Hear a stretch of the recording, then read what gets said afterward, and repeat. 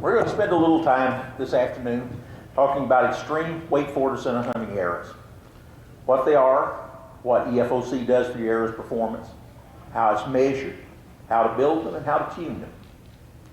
Now, as we start today, I want each of you just to ask yourself two questions, and you keep those questions and answers in mind as we go through the presentation.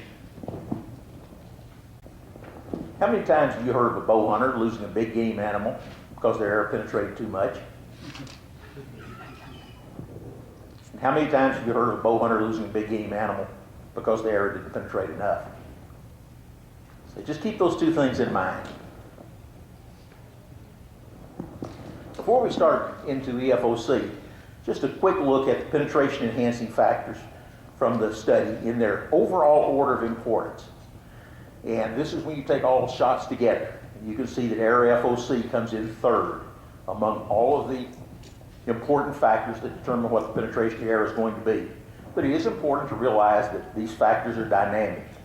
You take something like arrow mass above the heavy bone threshold, it's way down here because it's not important unless you hit a heavy bone. But when you hit a heavy bone, it suddenly shifts to this third position up here. But again, when we look at overall importance, it's the FOC of the arrow that comes in behind the structural integrity of the arrow, which is the most important thing that most people tend to overlook, and then the quality of flight of the arrow. Well, let's talk a little bit about measuring FOC and what FOC is and what it does.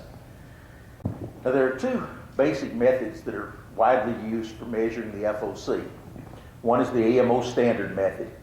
And in that method, the overall length of the arrow is measured from the bottom of the throat of the nock to the end of the shaft. It does not take in the point length. The other commonly used method takes the overall length of the arrow all the way to the tip of the point for the overall arrow length. Both formulas use the balance point as the distance from the bottom of the throat of the nock all the way to the balance point of the arrow. And that reminds me to shut my cell phone off. Now, in the example we have here, if we take this arrow and we measure it by each method, let me finish the formula first. I got distracted by my cell phone. To come up with the measured FOC that we use, the relative FOC, we take the balance point and you divide that by the overall length of the arrow. That gives you the percentage of the arrow's length where the balance point falls. But we always refer to FOC as weight forward of center. So from that number that you came up with, you have to take half the length of the arrow, which is 0.5. The remaining decimal figure you have reflects the weight forward of center. And to convert it to percent, all you do is move the decimal point over 2 places to the right or multiply by 100. Now, in our given arrow here, when we apply these two different methods, if we use the AMO standard, it would show an FOC of 12.3. If we use the overall length of the arrow to include the point, it's going to give us an FOC of 11.3. Same arrow, two different answers. It doesn't matter which one you use. The important thing is to know which one you used, and when you talk to other people about the FOC, that they know which one you used. Now, why doesn't it matter? Because it's a relative measurement. It's exactly like we use the static spine of a shaft. Static spine is how much the shaft is going to bend when we apply a known weight to it. If we need to duplicate that shaft, we can go back and find one that's exactly the same amount of bend. If we need a stiffer one, we find one that bends less. Nothing about that static spine tells you what the true dynamic spine is. You have to shoot it off your bow to find out. We have the same situation here. The FOC we're measuring does not reflect the true FOC of an object in flight. Now, if I can figure out how to shift this down, I'm going to read you the exact definitions so that I don't get it wrong. For projectiles in flight, FOC represents what percent a projectile's gravitational balance point is forward of the projectile's center of pressure. It's nothing to do with the length of the object. The center of pressure is the exact point where the maximum bending force is exerted on the projectile in flight. The center of pressure does not reflect the point of greatest flex. it represents the point where the greatest flexional force is exerted. So all we've got is just this relative number, and it's strictly a reference point, so that if we need to duplicate the FOC, we've got a way to do it. If we need to make a change in the FOC one way or the other, we're able to judge which direction we've changed it and how much we've changed it. I always use the AMO standard method for my measurement for two basic reasons. First, it's the standard. And the second is that when I'm using the AMO standard method and I have a field point and a broadhead of the same weight, you come up with the same FOC.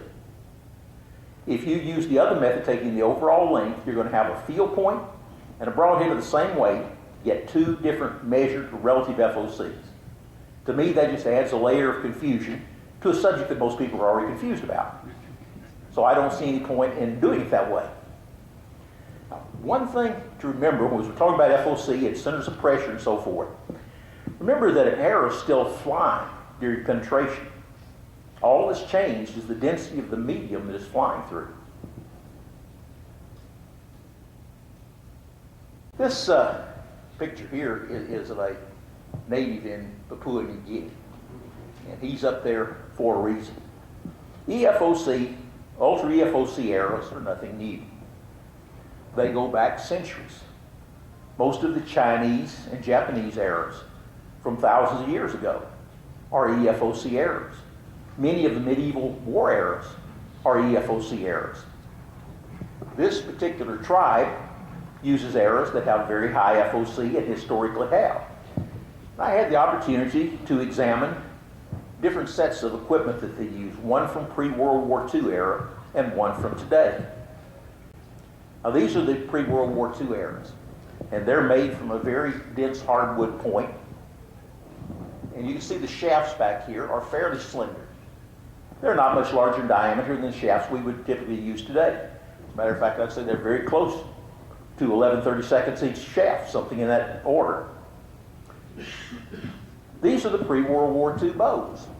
They're beautifully made of black palm, 5.5 feet long, and as near as I could tell by just flexing and sliding for the floor tiller, because they're rather rare and I wasn't allowed to string them up, I would guess that they're in the 80-pound range. But these bows would not look out of place if you saw one of our contemporary primitive archers out at the range shooting it. When I examined the arrows, we came up with a lot of interesting findings, but what was most interesting to me was that the FOC on these pre-World War II arrows ranged from 29% to 39%. So that's from the very top of the EFOC range way up into the ultra EFOC range. In weight, they ran from 900 to 1,100 grains. With the advent of World War II, steel became available. And this is the type of arrow that they started using after World War II and what is still in use today. Now, they may look like miniature spears, but those are arrows. These 5 arrows belong to the individual in the first photo. And you can see that each arrow is somewhat different from the others. And you also see that the shafts are much larger than the pre-World War II shafts. Matter of fact, they're about the diameter of my thumb. Now, when we measured these arrows out, we came up with these findings. And the FOC here is all in the ultra EFOC range, from 32 to 42%. And the arrows range from 1,700 grains to 4,000 grains. And here he is now in his normal dress. And this is his bow. That's a crocodile arrow he's holding there. This is the type of bow that is now in use ever since World War II. Totally different from the pre-World War II bow. It's about 7.5 feet long. Also pulls somewhere in the 80-pound range, from the 80 and 90 pounds. And you'll notice it's about 3 inches wide at the grip. Now, it's my conjecture that when they started getting steel points, even by going to the heavy shafts, they couldn't get a shaft that was stiff enough to be able to shoot those massive points off of their bows that they had been using. So in order to get the arrow to tune, they had to redesign their bow and go to a bow that's much wider, which moves the arrow further from the center line of the bow, allowing a weaker shaft to tune. And when I say tune, you notice each arrow was different.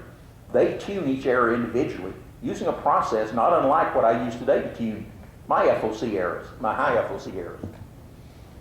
So I am sure somewhere in the early days post-World War II, they tried making arrows with smaller steel points. And obviously there was enough performance difference on the game between those little points and the massive points that they use now that it made it worthwhile for them to totally change their bow hunting culture, change the whole design of their bow in order to be able to use these heavier steel point arrows. Now here he is out here showing you his shooting form. That's not the reason it's here. If you look back here, that's a herd of roosa deer. The roosa deer and feral pigs form the bulk of the protein the tribe consumes. And these roosa deer live out on the bald floodplains in the wide open spaces. They're hard hunted. They're pretty darn skittish, I can tell you from personal experience. Yet, they take them pretty routinely. On this day, a couple of buddies went out, and in about 3 hours, they had their roosa deer. This shot was taken at about 25 yards, which they considered to be very good shooting range with these massive arrows. And you can see his bow leg there, and this is the arrow he shot with. This is not it leg here, it's this one right back there that he's holding. That arrow has a 42-inch shaft. It's 52.5 inches overall. It weighs 3,953 grains and is 42.6% FOC. And when queried about why he chose that out of his selection of 5 hunting arrows that he has to use, his answer is real simple. It works best. So remember these natives, these primitive hunters in New Guinea. Next time someone tells you a 600, 700, 800, 900 grain arrow is just too heavy to hunt with, I'll put their success rate up against any modern bow hunters I've ever met.